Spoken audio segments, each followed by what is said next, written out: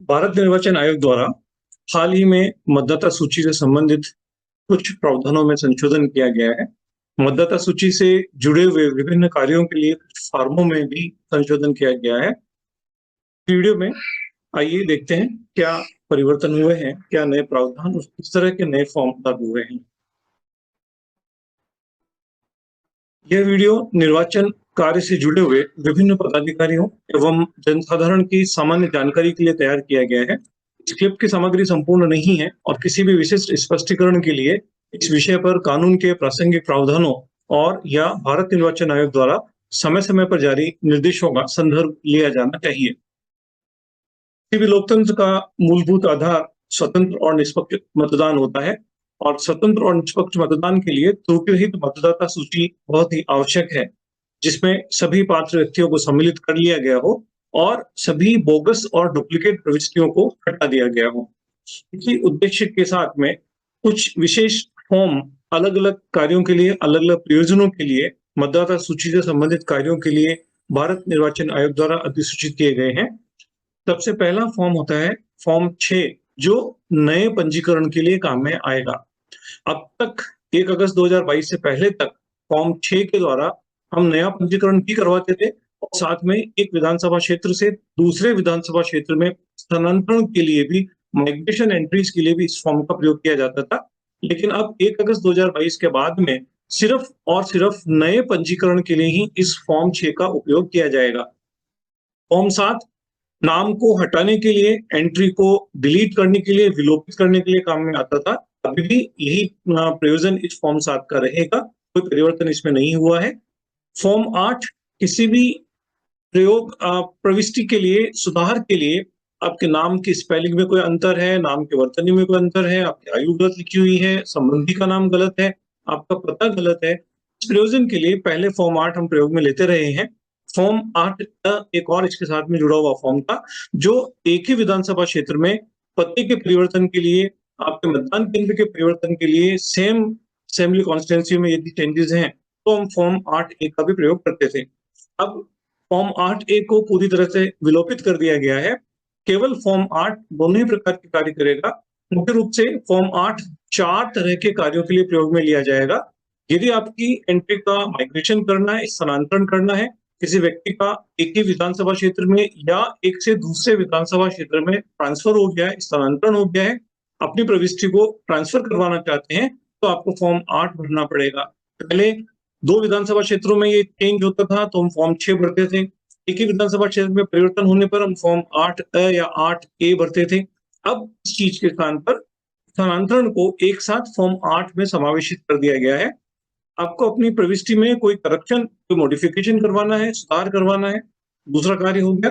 तीसरे कार्य के रूप में यदि आपका वोटर कार्ड खो गया है, गुम हो गया है, नष्ट हो गया है, कटफट गया है, आप इसको रिप्लेस करवाना चाहते हैं, तो डुप्लीकेट या रिप्लेसमेंट एपिक कार्ड के लिए भी फॉर्म 8 की भरना पड़ेगा। पहले इस कार्य के लिए फॉर्म 001 प्रयोग में लिया जाता था, अब फॉर्म 001 को भी विलोपित कर दिया गया है। इसके स्थान पर वही कार्य अब फॉर्म 8 के माध्यम से भी किया जाएगा। दिव्यांग व्यक्ति के रूप में चिन्हीकरण के लिए व्यक्ति फॉर्म 8 के द्वारा यह सूचना दे सकता है कि उसको किसी विशेष श्रेणी की दिव्यांगता के लिए चिन्हित किया जाना चाहिए और उसकी दिव्यांगता का प्रतिशत क्या है, दिव्यांगता का सर्टिफिकेट भी उसके साथ में जोड़ सकते हैं। तो मुख्य रूप से 4 कार्यों के लिए, चाहे स्थानांतरण हो, सुधार हो, डुप्लीकेट एपिक कार्ड प्राप्त करना हो या दिव्यांग के रूप में चिन्हीकरण हो, इन 4 कार्यों के लिए अब से फॉर्म 8 प्रयोग में लिया जाएगा। फॉर्म 6A पहले भी था, 6K जिसको हम कहते हैं, वो ओवरसीज वोटर्स के पंजीकरण के लिए काम में लिया जाता रहा है। प्रवासी निर्वाचक जो स्टूडेंट्स या टेम्परेरी एम्प्लॉयमेंट के लिए किसी अन्य कारण से कुछ समय के लिए भारत से बाहर हैं, किसी अन्य देश में रह रहे हैं, उनके मतदाता सूची में निर्वाचन पंजीकरण के लिए फॉर्म 6A पहले की तरह से ही काम में लिया जाता रहेगा। एक नया फॉर्म अब जोड़ा गया है, फॉर्म 6B या 6ख, जो आधार कार्ड के साथ में वोटर कार्ड को लिंक करने के, जोड़ने के उद्देश्य से एक नया फॉर्म अधिसूचित किया गया है, फॉर्म 6B या फॉर्म 6K, जो मुख्य रूप से आधार डेटा संग्रहण के काम में लिया जाएगा। तो मुख्य रूप से अब ये 5 फॉर्म सभी मतदाताओं के लिए काम के हैं, जहां हम मतदाता सूची से जुड़े हुए विभिन्न कार्य इनके माध्यम से संपादित कर सकते हैं। आइए एक एक करके इन फॉर्म को देखते हैं। उससे पहले एक और बहुत ही महत्वपूर्ण परिवर्तन भारत के निर्वाचन इतिहास में पहली बार ये हुआ है जब किसी भी व्यक्ति को मतदाता सूची में पंजीकरण के लिए 4 अवसर प्रत्येक वर्ष प्राप्त होंगे। पहले उदाहरण के लिए व्यक्ति 1 जनवरी 2023 को यदि 18 वर्ष का हो रहा है, तो वो 2023 के परिप्रेक्ष्य में बनने वाली मतदाता सूची में अपना पंजीकरण करवा सकता था। लेकिन यदि कोई व्यक्ति 1 जनवरी 23 के तुरंत बाद, मान लीजिए 2 जनवरी 2023 को भी 18 वर्ष का होता है, तो उसको उस वर्ष की मतदाता सूची में पंजीकृत नहीं किया जा सकता था। उसको अगले वर्ष की यानी 2024 की मतदाता सूची में ही उसका पंजीकरण हो सकता था। अब इसको परिवर्तित कर दिया गया है। 1 अगस्त 2022 से ये चीज लागू हो गई है कि व्यक्ति यदि वर्ष में 4 बार यानी 1 जनवरी, 1 अप्रैल, 1 जुलाई, 1 अक्टूबर यानी इन चारों में से किसी भी तारीख को यदि वो 18 वर्ष की आयु पूर्ण कर लेता है, मतदाता सूची में पंजीकरण के लिए पात्र हो जाता है, तो उसको उसी वर्ष की मतदाता सूची के अंदर पंजीकृत किया जा सकेगा। बहुत ही महत्वपूर्ण परिवर्तन है, जहां पहले कोई भी व्यक्ति 1 जनवरी के तुरंत बाद यदि अर्हता को प्राप्त करता था, क्वालिफाई होता था, 18 वर्ष की आयु पूर्ण करता था, हम उसको उस वर्ष की मतदाता सूची में नहीं जोड़ पाते थे, उसको पंजीकृत नहीं कर पाते थे। अब यदि वर्ष में 4 दिनों में से कभी भी 18 वर्ष का आयु पूर्ण करता है, तो उसको उस तिमाही के अंदर हम उसे मतदाता सूची में एनरोल कर सकते हैं, हम पंजीकृत कर सकते हैं। यानी अब युवाओं को मतदाता बनने के लिए वर्ष में 4 अवसर प्राप्त होंगे, जब वो मतदाता सूची में पंजीकृत करवा सकता है, उसको अगले वर्ष तक का इंतजार नहीं करना होगा। परिवर्तन के साथ में आइए हम एक-एक करके फॉर्म की बात करें। जो फ्रेश इंक्लूजन या नए पंजीकरण के लिए फॉर्म है, अब वो फॉर्म 6 रहेगा। फॉर्म 6 के अंदर फ्रेश इंक्लूजन के लिए व्यक्ति को आवेदन करना होगा। इसके फॉर्म में थोड़ा-सा परिवर्तन किया गया है। फॉर्म का प्रारूप थोड़ा सरल किया गया है, सिंप्लीफाई किया गया है। मोटे तौर पे यदि आप नोट करेंगे, इसमें आधार के ब्यौरे लेने के लिए एक साथ में एक पॉइंट 5 दिया गया है, जहां व्यक्ति अपने आधार संख्या का उल्लेख कर सकता है, ताकि व्यक्ति की प्रविष्टि को प्रमाणित किया जा सके, मतदाता सूची के साथ में आधार कार्ड और वोटर कार्ड को लिंक किया जा सके। यदि किसी व्यक्ति के पास आधार नहीं है, वो यहाँ टिक करके लिख सकता है कि सर मेरे पास आधार नहीं है, तो स्वैच्छिक है, आधार संख्या देना कंपल्सरी नहीं है, मैंडेटरी नहीं है, लेकिन बेहतर चुनावी सुविधाओं के लिए मतदाता सूची हमारी साफ-सुथरी हो, ये हमारी जिम्मेदारी है कि हमारे पास आधार है, तो हम आधार संख्या इसमें आवश्यक रूप से दें। जन्म तारीख के सबूत के समर्थन में कुछ दस्तावेज अब स्पेसिफाई कर दिए गए हैं। 6 प्रकार के दस्तावेज यहाँ पर हैं, इसमें Aadhaar card, PAN card, driving licence ये सब इंक्लूड है। इनमें से किसी भी मुख्य दस्तावेज के रूप में आपके पास यदि कोई है, आप टिक कर दें, तो इसको अटैच करते हुए हम अपनी जन्म तारीख को सत्यापित करवा सकते हैं। इसी प्रकार से जो एड्रेस प्रूफ के लिए डॉक्यूमेंट्स हैं, 7 तरह के डॉक्यूमेंट्स यहाँ पर स्पेसिफाइड हैं। निवास के सबूत के रूप में जो प्रमुख दस्तावेज हैं, इनको प्रमुख दस्तावेज माना गया है। इसमें भी आधार कार्ड, पासपोर्ट, हमारा किराया पट्टा विलेख या विक्रय विलेख, पानी बिजली का बिल हो सकता है, बैंक डाकघर की पासबुक हो सकती है। ये 7 प्रकार के प्रमुख दस्तावेज के रूप में चिन्हित किए गए हैं। इनमें से कोई हम अटैच करते हैं, डायरेक्ट इस पे टिक कर सकते हैं। इसके अलावा यदि हमारे पास में अन्य कोई सबूत है हमारे निवास स्थान को सत्यापित करने के लिए, हम उसको यहाँ मेंशन करते हुए, उसको लिखते हुए भी हमारा फॉर्म सबमिट कर सकते हैं। दिव्यांगता के लिए उनको प्रवर्ग चूज करना है, किस प्रकार की दिव्यांगता है तो किस प्रकार की दिव्यांगता है, इन तीनों में से कोई नहीं है तो यहाँ पे उल्लेख कर सकते हैं। दिव्यांगता का प्रतिशत यहाँ पर उल्लेख अवश्य रूप से करें, और यदि आप प्रमाण पत्र संलग्न कर रहे हैं तो उस पर हाँ या नहीं पर भी टिक लगा सकते हैं। दिव्यांगता का प्रतिशत इसलिए भी महत्वपूर्ण है क्योंकि आने वाले चुनाव में हमें 80 प्लस जो हमारे वरिष्ठ नागरिक हैं और जो दिव्यांगता से ग्रसित हैं, उन्हें हम घर से मतदान की सुविधा डाक पोस्टल बैलेट के माध्यम से, डाक मतपत्र के माध्यम से प्रदान करेंगे, और उसके लिए आवश्यक है कि व्यक्ति कम से कम 40% दिव्यांगता रखता हो। 40% दिव्यांगता का वर्गीकरण यहाँ से जो हम फिगर देंगे, उसी से वो मतदाता सूची के साथ में जुड़ा हुआ रहेगा। यदि आप घर बैठे पोस्टल बैलेट की सुविधा आने वाले चुनाव में प्राप्त करना चाहते हैं, तो आपको यहाँ दिव्यांगता का प्रतिशत भी उल्लेख करना चाहिए। इसके साथ एक और परिवर्तन इस फॉर्म 6 में इस बार हुआ है। यहाँ पे आपको आपके रिलेटिव, जो परिवार के अन्य सदस्य हैं जो ऑलरेडी मतदाता सूची में पंजीकृत है, उनके संबंध में कुछ विवरण यहाँ प्रदान करना है। आपके परिवार के सदस्य का नाम क्या है, आपसे क्या संबंध है उनका, और उनके एपिक कार्ड का नंबर भी यहाँ आवश्यक रूप से उल्लेख करें। आपकी प्रविष्टि को मतदाता सूची में आपके परिवार के साथ संयोजित करने में सहूलियत होती है।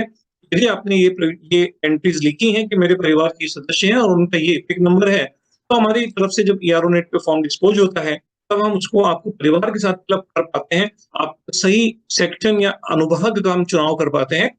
इसलिए कृपया इस चीज को भी आवश्यक रूप से भरें। नाम हटाने के लिए, विलोपित करने के लिए अब फॉर्म 7 पहले भी काम आता था, अभी भी फॉर्म 7 आएगा, लेकिन इसके भी स्वरूप में थोड़ा परिवर्तन हुआ है। इसको भी थोड़ा सरलीकृत किया गया है, सिंप्लीफाई किया गया है। क्या चेंजेस हुए हैं देखें। शुरू में सब कई वैसी ही चीजें हैं। आपको इपिक नंबर, जो भी ऑब्जेक्टर है जो इस चीज के लिए आवेदन कर रहा है, उसकी प्रविष्टि ऊपर की तरफ लिखनी है। आप कौन आवेदन कर रहे हैं, उनका इपिक नंबर क्या है, मोबाइल नंबर क्या है, और इसके साथ में मुख्य रूप से आप देखें अब इसको 3 कैटेगरीज में बांट दिया गया है। 7 नंबर नाम हटाने के लिए आवेदन होता है। 3 बॉक्सेस आप यहाँ पर देख पाएंगे। पहला बॉक्स यहाँ पर रहेगा जिसमें व्यक्ति स्वयं किसी एंट्री को हटाने के लिए आक्षेप करता है, ऑब्जेक्शन करता है। साहब, इस व्यक्ति आपके परिवार का कोई सदस्य हो सकता है जो वहां नहीं रह रहा है, जो अब वहां पे गलती से पहले जुड़ गया था, नहीं होना चाहिए था, वो परमानेंटली कहीं पे ट्रांसफर हो गए हैं, शिफ्ट हो गए हैं, आपके परिवार का कोई सदस्य एक्सपायर हो गया है। तो ऐसे केसेस में आप स्वयं अपने परिवार से संबंधित किसी प्रविष्टि को हटाने के लिए जो आवेदन करते हैं, आपको पहले वाले बॉक्स पर टिक लगाना है, और उसके साथ साथ में जो रीजन है, 5 रीजन में से कोई एक रीजन की आपको सेलेक्ट करते हुए टिक लगाना है। यदि कोई अन्य व्यक्ति किसी अन्य व्यक्ति की एंट्री के लिए, प्रविष्टि के लिए ऑब्जेक्शन करता है, आक्षेप करता है कि सामने ये व्यक्ति गलत सम्मिलित हो गया है, इसमें इसका उल्लेख नहीं होना चाहिए था, ये प्रविष्टि नहीं आनी चाहिए थी, तो वो यहाँ पर पांचों में से कोई एक रीजन बताते हुए सेकंड बॉक्स पे टिक करेगा। यदि व्यक्ति अपने परिवार से डिफरेंट किसी अन्य व्यक्ति के लिए आक्षेप करता है, ऑब्जेक्शन करता है कि साहब ये नाम गलत सम्मिलित हो गया है, या इस व्यक्ति की मृत्यु हो चुकी है, या ये व्यक्ति यहाँ निवास नहीं करता है, तो यहाँ पे किसी भी रीजन को सिलेक्ट करते हुए आपको सेकंड बॉक्स पे टिक लगाना है। व्यक्ति खुद के एंट्री के लिए कोई ऑब्जेक्शन को हटाने के लिए आवेदन करता है कि साहब मेरा स्थानांतरण हो गया है, या पहले से मैं दूसरी जगह एनरोल्ड हूँ, या अब मैं भारत का नागरिक नहीं रहा, इनों में से कोई एक रीजन यदि होता है, तो व्यक्ति स्वयं अपनी एंट्री को हटाने के लिए भी इस तीसरे बॉक्स में टिक लगा के आवेदन कर सकता है। तो आवेदन पत्र के प्रारूप को सिंपल कर दिया गया है। आपको क्लियर कट 3 में से कोई एक कारण सेलेक्ट करना है, आवेदक को इसके साथ में आवेदन करना है, और जिसके संबंध में आक्षेप किया गया, जो एंट्री आप ऑब्जेक्ट कर रहे हैं, उसकी डिटेल आपको तीसरे कॉलम में भरनी है। जिस एंट्री को आपको हटवाना है, उसके लिए आपको यहाँ पर एंट्रीज को फिलअप करना है। फॉर्म 8 बहुत महत्वपूर्ण फॉर्म हो गया है, जहां अब 4 अलग-अलग कारणों के लिए आप इसमें प्रयोग में ले सकते हैं।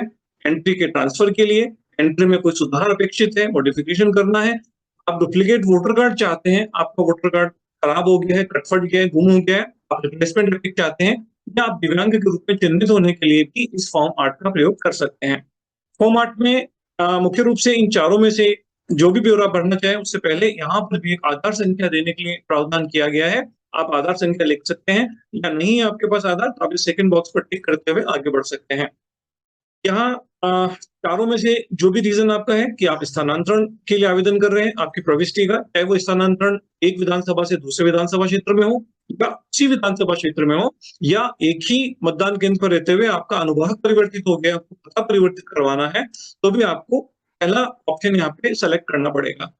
यदि आप किसी ऑलरेडी जो एग्जिस्टिंग आपकी एंट्रीज हैं, उसमें से कोई सुधार चाहते हैं, आपके खुद के नाम में सुधार हो सकता है, आप संबंधी के नाम में सुधार हो सकता है, आपकी आयु का सुधार हो सकता है, पते का सुधार हो सकता है, फोटो खराब है, फोटो को आपको प्रॉपर करना है, इन सारे कार्यों के लिए आप ऑप्शन 2 को सेलेक्ट करेंगे। यदि आप बिना किसी सुधार के इपिक का रिप्लेसमेंट इपिक चाहते हैं, तो आपको ऑप्शन 3 सेलेक्ट करना पड़ेगा। बिना किसी करेक्शन के आपको नया इपिक इस ऑप्शन के द्वारा प्राप्त हो पाएगा। दिव्यांगजन के रूप में चिन्हित होने के लिए यदि आप अप्लाई करना चाहते हैं, तो आपको ऑप्शन 4 सेलेक्ट करना पड़ेगा। तो यहाँ भी इस फॉर्म को सरलीकृत किया गया, सिंप्लीफाई करते हुए क्लियर कट ऑप्शंस यहाँ पे दिए गए हैं। आप इनमें से कोई भी एक ऑप्शन लेकर के उस कार्य के लिए अपना आवेदन प्रस्तुत कर सकते हैं। यहाँ आप ये भी ध्यान रखें, यदि आप सुधार के लिए आवेदन कर रहे हैं, आपकी किसी ऑलरेडी एंट्री के सुधार के लिए आवेदन कर रहे हैं, तो यहाँ पे अधिकतम 4 प्रविष्टियों या विशिष्टियों का सुधार किया जा सकता है। आपको अलग-अलग 8 प्रकार की विशिष्टियां होती हैं। आपका नाम है, लिंग है, जन्म तारीख या आयु है, आप किस रिलेशन आपने किस प्रकार का सेलेक्ट किया है, रिलेटिव कौन है, आपका पता क्या है, मोबाइल नंबर या फोटो। इन 8 में से एक बार में आप अधिकतम 4 प्रविष्टियों के सुधार के लिए आवेदन कर सकते हैं। 4 से ज्यादा है तो वो आप एक साथ नहीं सेलेक्ट कर सकते हैं। यदि आप फोटो में सुधार करना चाहते हैं, तो ही आपको फोटो यहाँ पे अटैच करनी है। यदि आप में फोटो का सुधार अपेक्षित नहीं है, तो यहाँ नई फोटो लगाने की आवश्यकता नहीं है। अब इनमें से फोटो के अलावा बाकी यदि कोई भी 3 और चीजें, 4 चीजें सुधार करना चाहते हैं, उनको सेलेक्ट करते हुए आप आवेदन को प्रस्तुत कर सकते हैं। एक और जो महत्वपूर्ण चीज यहाँ पर हुई है, देखिए आप ये इपिक ट्रांसफर के लिए आवेदन कर रहे हैं या आप किसी मॉडिफिकेशन के लिए आवेदन कर रहे हैं, आपको पुराना एपिक जमा कराने के साथ ही नया एपिक भी अपने आप जारी कर दिया जाएगा। पहले की तरह अलग से फॉर्म 001 भरने की आवश्यकता नहीं है। आप कोई भी मॉडिफिकेशन करवा रहे हैं, आप अपनी प्रविष्टि का ट्रांसफर करवा रहे हैं एक विधानसभा से अन्य विधानसभा क्षेत्र में या उसी विधानसभा क्षेत्र में, तो भी आपको नए पर्टिकुलर्स के साथ में, नए विवरण के साथ में आपको रिप्लेसमेंट एपिक जारी किया जाएगा। केवल और केवल शर्त यही कि आपको पुराना एपिक वापस जमा करवाना होगा। फॉर्म 6B आधार ब्यौरे के साथ में मतदाता सूची को लिंक करने के लिए निर्वाचक नामावली अधिप्रमाणन के प्रयोजन के लिए जो आधार संख्या की सूचना एकत्र करने के लिए 1 अगस्त 2022 से अभियान प्रारंभ किया गया है। इस प्रयोजन के लिए फॉर्म 6 का जो पहले से एनरोल्ड है, जो पहले से प्रविष्टियां जिनकी हो रखी है मतदाता सूची में, क्योंकि नए प्रवेश के लिए, नए पंजीकरण के लिए फॉर्म 6 में पहले से प्रावधान कर दिया गया है कि आप आधार संख्या का ब्यौरा दें, लेकिन जो पहले से एनरोल्ड है उनकी आधार प्रविष्टि लेने के लिए फॉर्म 6 का एक नया प्रारूप अधिसूचित किया गया है। इसमें आपको आधार संख्या देनी है और यदि आपके पास आधार संख्या, आधार कार्ड उपलब्ध नहीं है, तो आप इसमें रीजन को मेंशन करते हुए आप अल्टरनेट 11 डॉक्यूमेंट्स में से जो वैकल्पिक 11 दस्तावेज हैं, किसी भी एक दस्तावेज की फोटो प्रति स्वप्रमाणित फॉर्म के साथ में लगा सकते हैं। इस प्रकार से ये फॉर्म 6, 7, 8 और इसके साथ में 6ख इनके साथ में जुड़ा हुआ कोई भी कार्य आप अपनी सुविधा के अनुसार विभिन्न ऑनलाइन माध्यम से भी सबमिट कर सकते हैं। एक बहुत महत्वपूर्ण ऐप मोबाइल एप्लीकेशन है वोटर हेल्पलाइन ऐप। इसका प्रयोग करते हुए आप न केवल अपने फॉर्म सबमिट कर सकते हैं, आप अपने फॉर्म की प्रोग्रेस चेक कर सकते हैं, निर्वाचन से जुड़ी हुई महत्वपूर्ण जानकारियां, महत्वपूर्ण प्रकाशन की जानकारियां प्राप्त कर सकते हैं। इसके साथ साथ ही बीएलओज को भी एक online app, mobile app, Baroda app Bharat निर्वाचन आयोग द्वारा प्रोवाइड करवाई गई है। यदि बीएलओ आपके निवास स्थान पर आता है, आप उनके माध्यम से भी अपना फॉर्म तुरंत बरोडा ऐप के माध्यम से ऑनलाइन करवा सकते हैं। वोटर हेल्पलाइन ऐप और बीएलओ की गरुड़ ऐप के साथ साथ आप अपनी सुविधा अनुसार अपने घर से, अपने ऑफिस से वोटर पोर्टल पर लॉगिन करके भी अपने मतदाता सूची से संबंधित जुड़े हुए कोई भी कार्य आप आराम से, आसानी से अपने घर से, अपनी सुविधा से कर सकते हैं। वोटर पोर्टल एक पोर्टल है ईसीआई के द्वारा जिसको लॉन्च किया गया है। इसके साथ साथ में एक एनवीएसपी या नेशनल वोटर सर्विस पोर्टल भी एक अन्य माध्यम है, एक वेब पोर्टल है जिसके माध्यम से भी आप अपने फॉर्म सबमिट कर सकते हैं, फॉर्म की प्रोग्रेस ट्रैक कर सकते हैं, विभिन्न प्रकार के फॉर्म को डाउनलोड कर सकते हैं, अपने क्षेत्र से संबंधित मतदाता सूची भी आप देख सकते हैं और इसके साथ-साथ में जो ई-इपिक की सुविधा जारी की गई है नए मतदाताओं के लिए, जो ई-इपिक डाउनलोड करने की सुविधा प्रारंभ की गई है, उसे भी आप इस एनवीएसपी पोर्टल के माध्यम से डाउनलोड कर सकते हैं। ये विभिन्न माध्यम हैं, इनके साथ में यदि आप मतदाता सूची में पंजीकरण के पात्र हैं, तो कृपया आज ही अपना आवेदन ऑनलाइन या ऑफलाइन किसी माध्यम के द्वारा जमा करवाएं। लोकतंत्र को सशक्त बनाएं। धन्यवाद।